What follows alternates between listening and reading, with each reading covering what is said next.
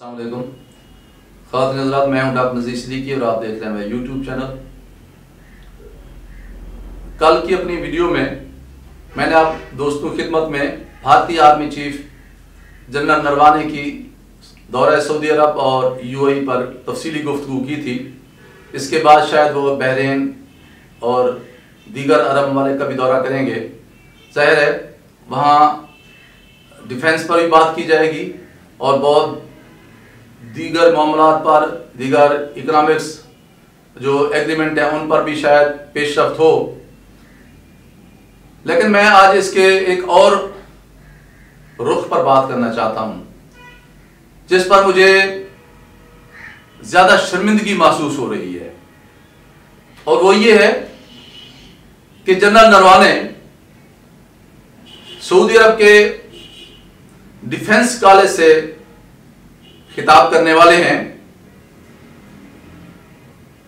ये वही defence college है जिसमें सऊदी अरब के फौजी अफसरान को उनके माजी के हवाले से, उनके आबाओ अजदाद के कारनामों से आगाह किया जाता है। हुजूर सल्लल्लाहु अलैहि वसल्लम की जो एक दिफाई पॉलिसी होती थी, किस तरह जंग लड़नी है, किस तरह मुखालिफ को शिकस्त देनी है, किस तरह कुव्वत ईमानी से काम लेना है और किस तरह हक और बातिल की जंग लड़नी है, और किस तरह कुफार के मुकाबले में, बुत परस्तों के मुकाबले में और शिर्क करने वाले लोगों के मुकाबले में मुसलमानों ने तौहीद का झंडा और अलम बुलंद करना है। और फिर हमारे खुलफाए राशिदीन ने अपने प्यारे नबी पाक सल्लल्लाहु अलैहि वसल्लम की अस्वाए हुस्ना और अहकामात की रोशनी में, उनके अमल की रोशनी में, उनकी सीरत की रोशनी में इन जंगी जो महारत थी, जो असलूब था, जो रिवायात थी ताबिंदा, उनको कैसे आगे बढ़ाया, ये सबक भी सऊदी अरब के फौजियों को पढ़ाया जाता है ताकि वो अपने माजी, रोशन माजी की रोशनी में आज की जंगें लड़ें और बातिल के खिलाफ हक को फतह दिलवाएं।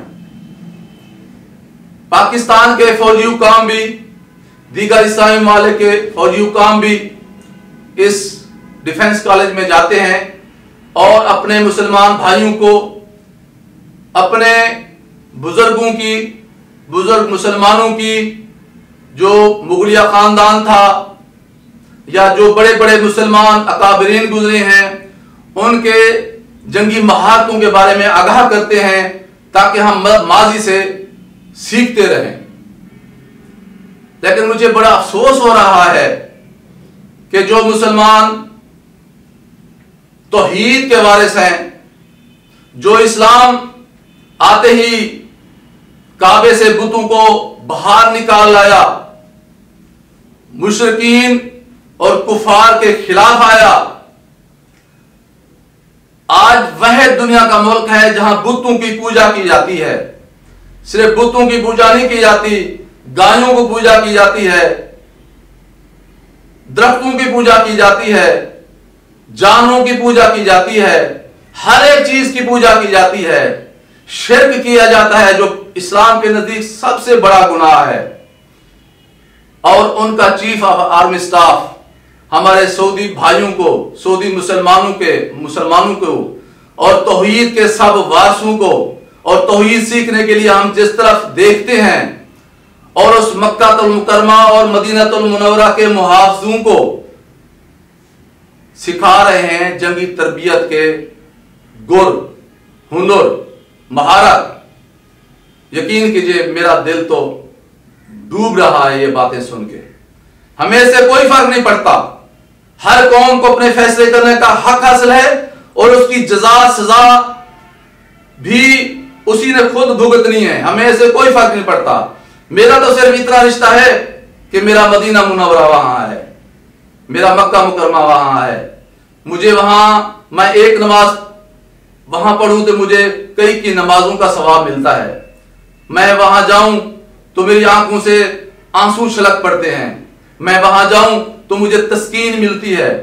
हम तो मदीना शरीफ का और मक्का शरीफ का नाम लेकर चूमने वाली कौम है, लेकिन आज का ज़िवाल देखें कि वो लोग कहां से कहां तक पहुंच गए हैं। सऊदी अरब ने एक मिलिट्री अलायंस बनाया हुआ है जिसकी सरबराही जनरल राहील शरीफ के पास है। यकीनन उसकी भी अपनी अफादियत है क्योंकि ये बहुत सारे ममालिक पर मुश्तमिल है और उसके पास राहील शरीफ साहब के पास बहुत सारी ऐसी इंटेलिजेंस मालूमात भी आती हैं जो यकीनन वो सऊदी क़यादत के अलावा पाकिस्तानी होने के नाते हमसे भी शेयर करते हैं, जिसकी रोशनी में हम बहुत सारी चीजों को जो है मैनेज कर लेते हैं। इसलिए इसकी अफादियत से भी इनकार नहीं किया जा सकता।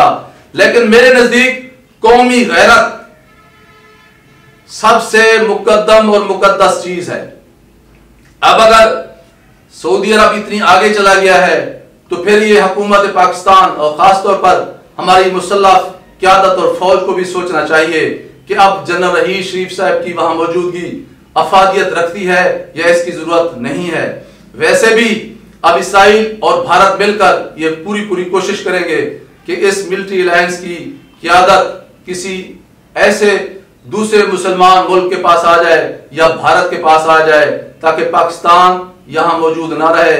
उन्हें भी इस बात का यकीन है कि राहील शरीफ के जरिए इसराइल के मुतालिक या भारत के मुतालिक या किसी भी पाकिस्तान दुश्मन मुल्क के मुतालिक मालूमात पाकिस्तान को पहुंचती रहती हैं। इसलिए उनकी पूरी कोशिश होगी कि राहील शरीफ को इस सीन से, इस मंजर से हटाया जाए, बेशतर इसके कि वो हमें हटाएं। हमारी कौमी गैरत का तकाजा है क्योंकि हमें इतनी फहम फरासत नहीं है।